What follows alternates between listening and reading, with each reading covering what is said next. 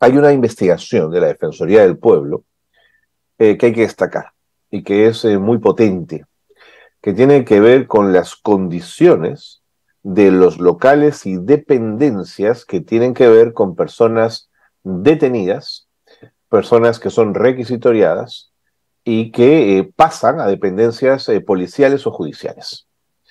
La investigación que ha hecho la Defensoría del Pueblo es una investigación amplia, tiene muchos elementos de análisis, y Porfirio Barrenechea, que es director del Mecanismo contra la Tortura de la Defensoría del Pueblo, nos atiende a esta hora de la mañana para entender exactamente en qué ha consistido este informe. Porfirio, ¿cómo le va? Bienvenido, gracias por estar con nosotros. ¿Cómo está, Carlos? Muy buenos días. Muchas gracias por la invitación. Un gusto siempre conversar con la Defensoría del Pueblo. Eh, Se han dado a conocer resultados de una supervisión de ustedes que revela las precariedades de instalaciones por falta de normas que regulen estos espacios. Yo quería preguntarle, Porfirio, ¿cómo obtienen estos resultados? ¿En qué ha consistido la investigación para luego entrar en otros detalles? Sí, esta es una investigación que hemos realizado a 14 dependencias de requisitorias en 12 regiones del país, Ajá. que complementa una investigación que se inició el año pasado a otras regiones que visitamos también, y que da cuenta de la situación en la que están las personas privadas de libertad en las dependencias de requisitorias, y que permiten como que evidenciar algo que viene sucediendo. Hay imágenes muy crudas en relación a lo que hemos podido nosotros encontrar, y que lindan pues con todo el tema del buen trato, de la inhumanidad que muchas veces presentan estos lugares, y que tendrían que corregirse en la medida que las personas que están ahí, en muchos de los casos incluso son personas inocentes, ¿no? Que Mm. están de tránsito en una dependencia requisitoria, porque a veces no se enteran Sin de duda. algún proceso, en fin, y que tendría que entenderse pues que hay seres humanos ahí, ¿no? No es solo el tema de la seguridad, no es solo el tema de la puesta a disposición de la entidad, en este caso del Poder Judicial a través de la policía, y que hay seres humanos que tienen derechos también, ¿no? Y que hay que respetar, ¿no? ¿Cuántas sedes policiales y judiciales que han visitado ustedes están en Lima y cuántas en regiones? Hemos visitado 12 en total, en 12 regiones. 10 son las regiones a las que hemos visitado, y 2, tanto Lima como Callao, son las que hemos visto acá cerca, ¿no? Pero también hemos tenido la posibilidad de escoger las regiones que hemos ido a visitar, tomando en cuenta algunas de la costa, algunas de la sierra y otras Sí, de la selva, porque a veces son realidades diferentes, excelente, ¿no? por Y supuesto. necesidades también. Entonces, eso nos ha permitido como que tener un panorama general de lo que está pasando en el país en relación a las dependencias requisitorias, y tiene Mm. que ver, como usted bien lo decía, con un tema normativo, tiene que ver con un tema de diseño de los establecimientos de requisitorias, y sobre todo tiene que ver con un tema de humanidad, ¿no? Se iba mi primera pregunta, antes de ir hacia el tema legal, que creo que también hay que abordarlo. Cuando lo encontrado revela que la mayoría de estas dependencias presentan condiciones indignas para el alojamiento de personas privadas de su libertad, ¿a qué se refiere? ¿Qué cosa no tienen estas dependencias que para ustedes ha sido una sorpresa ver esas condiciones? Mire, sí, entendemos que el problema principal, el problema de fondo, el problema estructural es el tema de la normativa. Sabemos que hay dependencias de requisitorias que son administradas por la Policía Nacional, y generalmente están ubicadas en los establecimientos del Poder Judicial. Pero no hay Claro. una norma, no hay una disposición que establezca esa situación, esa realidad que conocemos y que se replica en todo el país. Es decir, no hay una asunción de responsabilidades del Poder Judicial, no hay una asunción de responsabilidades de la Policía Nacional, y por lo tanto, por más que se quiera mejorar, por más que se quiera optimizar los locales, el Poder Judicial dice, y eso lo hemos recibido en nuestra investigación, el Poder Judicial dice, bueno, ese es un local que se lo hemos dado a la policía y no podemos invertir ahí porque es otra entidad que está trabajando. La policía dice, no, esto es un local del Poder Judicial y por lo tanto mi presupuesto tampoco lo puedo emplear en mejorar un local que no me pertenece. Entonces, por más que se quiera tomar alguna decisión de repente de buena voluntad por alguna de las autoridades, no se puede porque no hay un marco normativo que establezca esa relación que de facto Claro, se da claro. y que tiene que ver con las posibilidades y reales condiciones de las personas que están ahí. Inclusive, mire, no solo de los detenidos, de las personas requisitoriadas, sino también del mismo personal policial Por que supuesto, que viven en estas está al condiciones, lado, hombre. en las mismas condiciones, con las mismas falencias, con la misma precariedad y con la amenaza a la propia salud de los efectivos policiales. Entonces, eso es bastante grave, ¿no? Eh, claro, fíjese que mientras yo lo escuchaba hablar, Porfirio pensaba, bueno, pero es que si bien la norma es trascendente e importante, el sentido común de ver un local que se cae a pedazos y que tiene que ver con la dignidad de las personas tendría que ser intervenido casi de motu propio. Pero claro, si si esa situación jurídica plantea esas nebulosas que usted ha planteado, claro, ¿quién va a hacerlo en el Estado? Las cosas tienen que ser meridianamente claras, ¿no?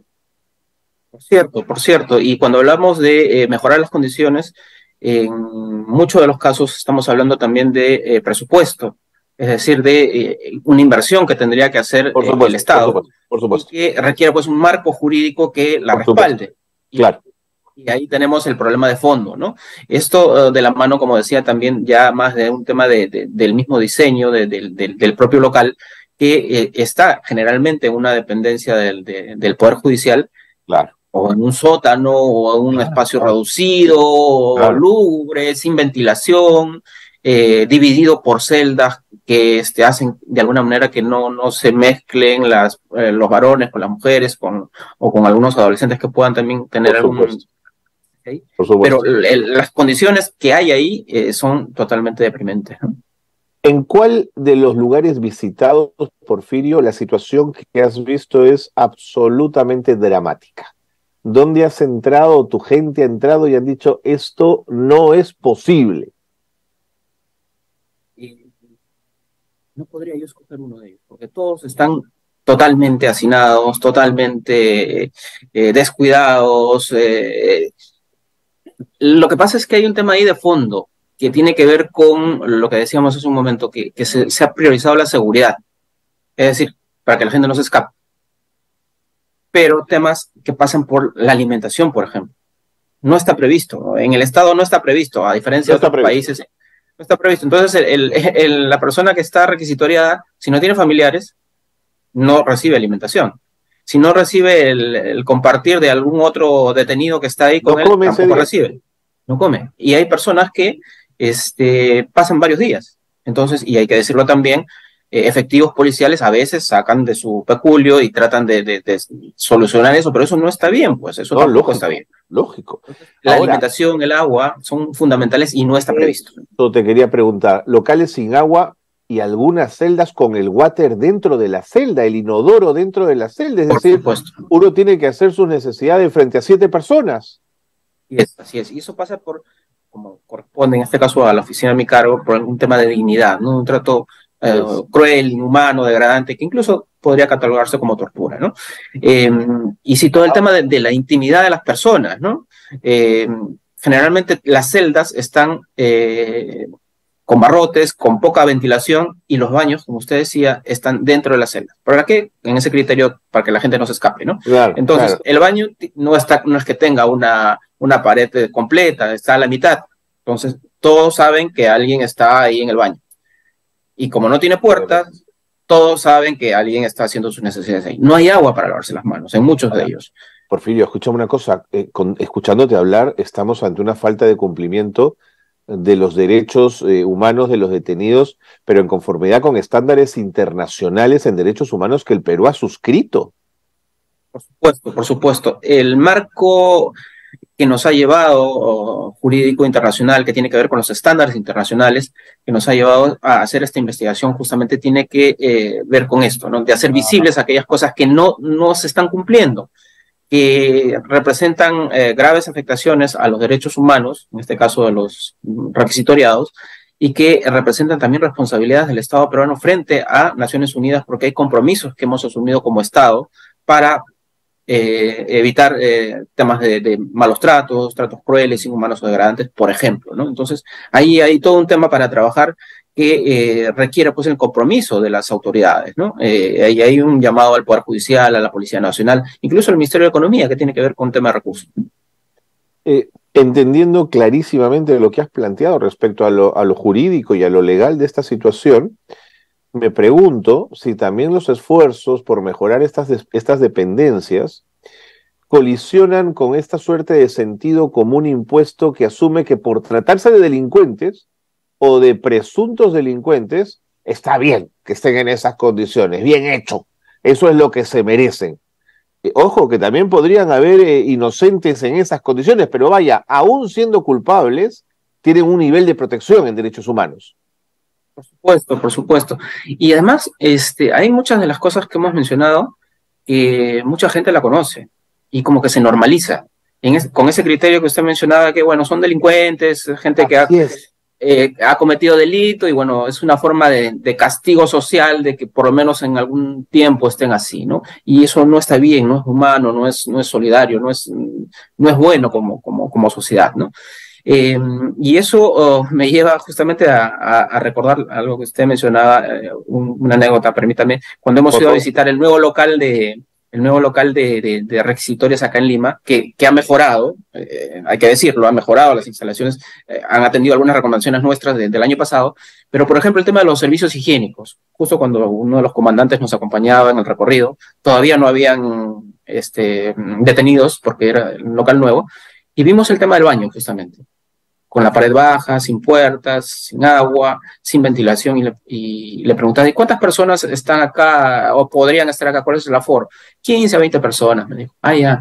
Y el todo servicio higiénico, no, pues ahí está, son instalaciones nuevas, ¿no? Pero y todo el tema de la intimidad, les decía, o sea, si alguien y le puse el ejemplo, no, usted, por ejemplo, si tiene un hijo, creo que me comentó que tenía unos hijos ahí mayores, si tiene un hijo o una hija que venga acá, a esta dependencia, ¿cómo cree usted que haría sus necesidades en este baño?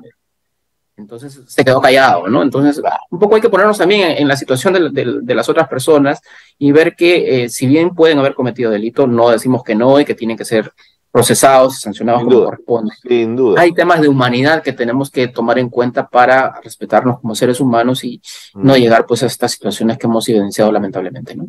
Ahora, estando de acuerdo contigo, también quizás ese policía no puede poner ahí dentro una puerta y un muro alto porque ¿qué hará dentro? De pronto está tramando algo para poder escapar o no sé, me estoy poniendo un poco en una hipótesis, o no tengo personal suficiente para abrir la reja, saca al reo, llévalo al baño, mientras los otros 15, es decir, también hay una situación compleja de logística ahí adentro, ¿no? Por supuesto, y eso es entendible, pero reitero ahí, se está priorizando el tema de la seguridad, o sea, para la gente, que la gente no se escape, al tema de la humanidad, de las condiciones en las que tendrían que estar. Habría que ver formas, ¿no? Por ejemplo, todo el tema de la iluminación. Generalmente son ambientes lúgubres, ¿no? Las ventanas son muy pequeñas, casi no entra luz de afuera, y eso pues genera también afectaciones a la salud mental de las personas, ¿no? Totalmente. Todo el tema de la ventilación, por ejemplo, de los baños, o de 20 personas juntas, y la ventilación es una ventana pequeñita. Claro, de acuerdo. Y la policía trabajando en esas dependencias, imagínate los olores o las dependencias judiciales, la gente ligada al mundo jurídico también tiene que vivir en esas condiciones de hacinamiento, de peligro, de olores. No, es una situación, lo que usted menciona, linda con la tortura, si no lo miramos con cuidado, se complica porque estamos lejos de los estándares internacionales. Muchas gracias, Porfirio, por habernos ayudado a entender más este tema. Porfirio Barrenechea. No se trata de ser blandos con los criminales, a los criminales toda la ley, siempre, sino se trata de mínimos de dignidad, justamente porque formamos parte además del sistema interamericano de derechos humanos que protege los derechos humanos de los buenos y de los no tan buenos. Gracias, Porfirio, gracias por haber estado nuevamente con nosotros. Un gran abrazo. Gracias también, muy buenos días.